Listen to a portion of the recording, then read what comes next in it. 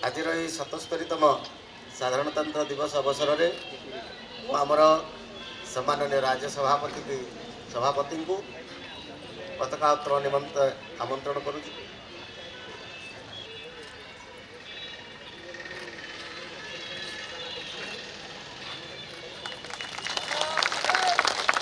भारत माता की, भारत माता की, भारत माता की, वंदे वंदे वंदे। जनगण मन अधिनायक जय हे भारत भाग्य विधाता। पंजाब सिंधु गुजरात मराठा द्राविड़ उत्कल बंगा विंध्य हिमाचल जमुना गंगा उच्चल जलधि तरंगा। तब शुभ नामे जागे, तब शुभ आशीष मागे, गाहे तब जय गाथा। जनगण मंगलदायक जय हे भारत भाग्य विधाता। जय हे जय हे जय हे जय जय जय जय हे। भारत माता की।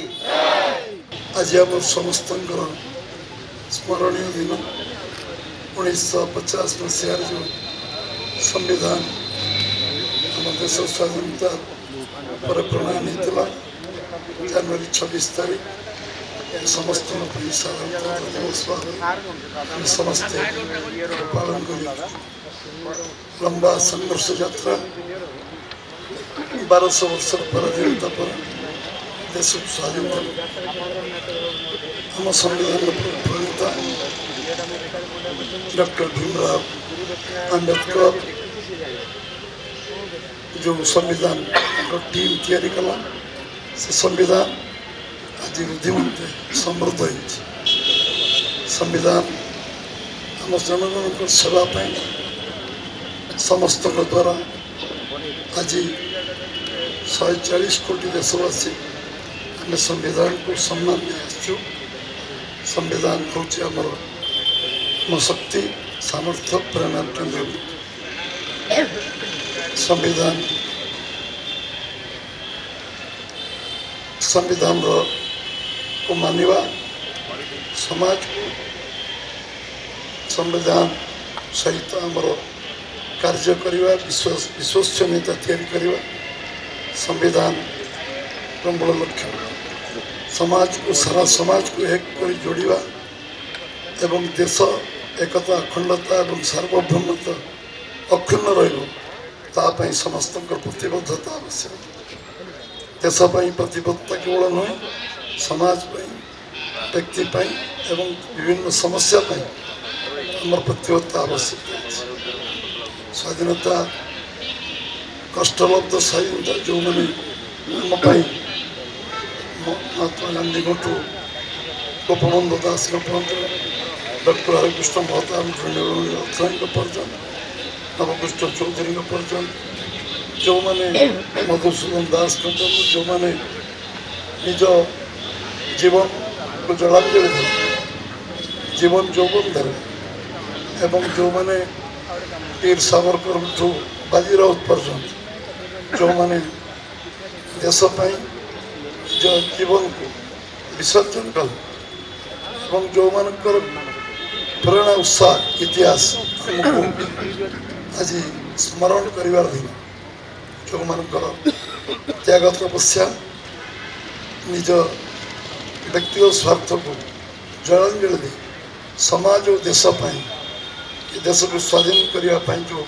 प्रचेषा कले समस्ते चिरस्मरणीय से रे आमर आज दिन से स्मरण कर दिन से इतिहास को अवलोकन न कर पराधीनतार कष्ट पराधीनतार जंत्रणा से समय अन्याय अनीति से समय विभिन्न प्रकार व्यभिचार एवं जो भाव धर्म जाति देश जो अन्य अत्याचार होता ଶୁଣିବେ ଆମେ ଇତିହାସକୁ ପର୍ଯ୍ୟାଲୋଚନା କରୁ ଯେଉଁମାନେ ଆମ ପାଇଁ ଏଭଳି ଏକ ସଂଘର୍ଷ ଯାତ୍ରାରେ ଆମକୁ ସହାୟତା ଦେଇଛନ୍ତି ଯେଉଁ କାରଣରୁ ଆମେ ଆଜି ନିଜ ଶାସନ ନିଜ ହାତରେ ରଖିଛୁ। ବର୍ଷ ଗୋଟେ ସ୍ମରଣୀୟ ବର୍ଷ 100 ବର୍ଷ ବନ୍ଦେ ମାତରମ୍ 150 ବର୍ଷ ବନ୍ଦେ ମାତରମ୍ ପାଳନ ବର୍ଷ 150 ବର୍ଷ ବିର୍ସା ମୁଣ୍ଡାଙ୍କର ବର୍ଷ ଏବଂ 150 ବର୍ଷ ବଲ୍ଲଭ ଭାଇ ପଟେଲଙ୍କ ବର୍ଷ ବି ପୁରା ହେଇଛି। 100 ବର୍ଷର ଆମ ବିଚାରଧାରା ଆମ ଚିନ୍ତାଧାରା ଆମ ପ୍ରେରଣାର କେନ୍ଦ୍ରବିନ୍ଦୁ ରାଷ୍ଟ୍ରୀୟ ସ୍ୱୟଂସେବକ ସଂଘର 100 ବର୍ଷ ପାଳନ ହେଉଛି। 100 ବର୍ଷ ଅଟଳଜୀଙ୍କର ଏ ବର୍ଷ ପାଳନ ହେଉଛି ଯିଏ ଆମ ସମସ୍ତଙ୍କର ଦଳ ପାଇଁ ସମାଜ ପାଇଁ ଦେଶ ପାଇଁ ଯାହାଙ୍କର ଗୁରୁତ୍ୱପୂର୍ଣ୍ଣ ଅବଦାନ ଥିଲା ସେ ହେଲେ ଅଟଳ ବିହାରୀ ବାଜପେୟୀ। ତାଙ୍କର ବି ଜନ୍ମ ଶତବାର୍ଷିକୀ ପାଳନ ହେଉଛି। ଆଜି ଓଡ଼ିଶାର ବରେଣ୍ୟ ନେତା ଡକ୍ଟର ହରେକୃଷ୍ଣ ମହତାବଙ୍କର 125 ବର୍ଷ ଜନ୍ମ ଜୟନ୍ତୀ ଏ ବର୍ଷ ପାଳନ ହେଉଛି। ଏ ଯେଉଁ ପୂଜ୍ୟ ପୂଜା ଆମ ସମସ୍ତଙ୍କୁ ନିଶ୍ଚିତ ଭାବେ ପ୍ରେରଣା ଦେବ ଉତ୍ସାହିତ କରିବ। ତାଙ୍କ ବିଷୟରେ ଚର୍ଚ୍ଚା ଆଲୋଚନା ବନ୍ଦେ ମାତରମ୍ର ଗାଥା ଏବଂ ରାଷ୍ଟ୍ରୀୟ ସ୍ୱୟଂସେବକ ସଂଘର୍ଷ ଯାତ୍ରା 100 ବର୍ଷ ଆମ ବିଚାରଧାରାକୁ ସମୃଦ୍ଧ କରୁଛି। ଆମ ପ୍ରତିବଦ୍ଧତା ମାନେ ଚେଷ୍ଟା ଆମକୁ ଆଗକୁ ନେଇଛି। ଓଡ଼ିଶା ସମୃଦ୍ଧ ହେଉ, ଭାରତବର୍ଷ ବିକଶିତ ଭାରତ এই ଯେଉଁ ପ୍ରଚେଷ୍ଟା ପାଇଁ ଆମେ ଯେଉଁ ଲକ୍ଷ୍ୟ ଧାର୍ଯ୍ୟ କରିଛନ୍ତି ସେ ଲକ୍ଷ୍ୟ ଧାର୍ଯ୍ୟରେ ଇତିହାସ ଆମକୁ ନିଶ୍ଚୟ ପ୍ରେରଣା ଦେବ। ବର୍ତ୍ତମାନ ଯେଉଁ କାର୍ଯ୍ୟ କରିବାର ଯେଉଁ ଦାୟିତ୍ୱ ଆମ ଉପରେ ଅଛି ସେ ଦାୟିତ୍ୱ ଗୁରୁ ଦାୟିତ୍ୱ ଲୋକଙ୍କ ଅପେକ୍ଷା ବଢ଼ିଛି।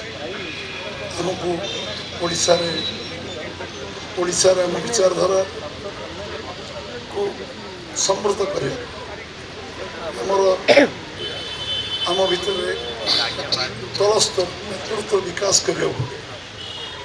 ନେତୃତ୍ୱ ବିକାଶ ହେଲେ ଯେଉଁ ଲୋକଙ୍କର ଅପେକ୍ଷା ଅଛି, ଲୋକଙ୍କର ଆଶା ଅଛି, ଲୋକଙ୍କର ଚିନ୍ତା ଅଛି, ଲୋକଙ୍କ ଭାବନା ଅଛି, ସେ ପାଇଁ ଆମର ପ୍ରତିବଦ୍ଧତା ରହିବ ଯେ ଆମେ ଉପଯୁକ୍ତ ନେତୃତ୍ୱ ଦେବୁ। ସବୁ ସ୍ତରରେ ସାଧାରଣ ଲୋକ ଯେଉଁ ବିଶ୍ୱାସ ଆମ ଉପରେ ସ୍ଥାପନ କରିଛନ୍ତି, ଯେଉଁ ବିଶ୍ୱସନୀୟତା ଆମ ଉପରେ ରଖିଛନ୍ତି, ସେ ବିଶ୍ୱାସ ବିଶ୍ୱସନୀୟତାକୁ ନେଇକି ଆମେ ଆମ ପୁରା ଜୀବନ ଯେଉଁ ଇତିହାସରୁ ଆମେ ଶିଖିଲେ ପରିଶ୍ରମ ଛଡ଼ା ଅନ୍ୟ ବିକଳ୍ପ ନାହିଁ, ତ୍ୟାଗ ତପସ୍ୟା ବ୍ୟତୀତ କିଛି ବିକଳ୍ପ ନାହିଁ, ସାଧନା ବ୍ୟତୀତ ବିକଳ୍ପ ନାହିଁ, ଆତ୍ମବିଶ୍ୱାସ ବ୍ୟତୀତ କିଛି ବିକଳ୍ପ ନାହିଁ। ଏବଂ ଆମେ ସେ ଧାରାରେ ଆମ ନେତୃତ୍ୱକୁ ତିଆରି କରିବା ଯାହାଙ୍କ ମନରେ ସ୍ପଷ୍ଟତା ଥିବ, ଯାହାଙ୍କ ରାଷ୍ଟ୍ରୀୟ ଭାବନା ଥିବ, ଯେଉଁମାନଙ୍କ ମନରେ ଦେଶ ପ୍ରତି ସେବା କରିବାର ମନୋଭକ୍ତି ଥିବ, ଯେଉଁମାନେ ସମାଜର ତଳ ପାହାଚରେ ଅଛନ୍ତି ସେମାନେ କେମିତି ସମସ୍ତେ ଆମ ସ୍ତରକୁ ଆସନ୍ତୁ। ଆମେ ସମସ୍ତେ ଏକ ହିଁ ଓଡ଼ିଶା ଭଳି ଏକ ସବୁ ସମ୍ଭାବନା ଥିବା ରାଜ୍ୟକୁ ସମୃଦ୍ଧ କରିବା ଯେଉଁଟା ଯଶସ୍ୱୀ ପ୍ରଧାନମନ୍ତ୍ରୀ ନରେନ୍ଦ୍ର ଭାଇ ମୋଦି ଯେଉଁ ଅପେକ୍ଷା ରଖିଛନ୍ତି 2024 ମସିହାରେ ଯେ ଓଡ଼ିଶା 1 ନମ୍ବର ରାଜ୍ୟ ହେବ, ସମୃଦ୍ଧ ହେବ ଏବଂ ଭାରତବର୍ଷରେ 1 ନମ୍ବର ରାଜ୍ୟ ଯେଉଁ ହେବ, ବିକଶିତ ଭାରତରେ ଓଡ଼ିଶାର ସବୁଠୁ ବଡ଼ ଯୋଗଦାନ ରହିବ। ସେ ଯେଉଁ ଅପେକ୍ଷା ଅଛି ଆମେ ସମସ୍ତେ ଓଡ଼ିଶା ସରକାର ଆସିବା ପରେ ନିରବିଚ୍ଛିନ୍ନ ସେ କାମରେ ଲାଗିଛନ୍ତି। 18 ମାସ ସରକାର ପୁରା ହେଇଛି, 100 ଦିନ ପୁରା ହେଲା, 365 ଦିନ ପୁରା ହେଲା। ଓଡ଼ିଶାର ଜନଗଣଙ୍କ ପାଇଁ, ଓଡ଼ିଶାର ସମୃଦ୍ଧି ପାଇଁ ଆମେ ସମସ୍ତେ ଏକ ହେଇ କାମ କରିବା। ସମସ୍ତେ କଠିନ ପରିଶ୍ରମ କରିବା। ଯେତିକି ପରିଶ୍ରମ କରୁଥିଲେ ବିଗତ 60 ବର୍ଷ ଧରି ତାଠୁ ଅଧିକ ପରିଶ୍ରମ କରିବା। ଯେଉଁ ପରିଶ୍ରମ ଆମକୁ ଲକ୍ଷ୍ୟସ୍ଥଳରେ ପହଞ୍ଚାଇବ ସେ ଦାୟିତ୍ୱ ବଢ଼ିଛି ଏବଂ ସମସ୍ୟା ଯେଉଁ ଅଛି ସମସ୍ୟାର ଲମ୍ବା ଚିଠା ଅଛି ଏବଂ ସ୍ଥାନୀୟ ସ୍ତରରୁ ଯେଉଁମାନେ ଆମକୁ ଅକୁଣ୍ଠ ସହଯୋଗ ସମର୍ଥନ କରିଛନ୍ତି ସେମାନଙ୍କ କେବେ ତାଙ୍କ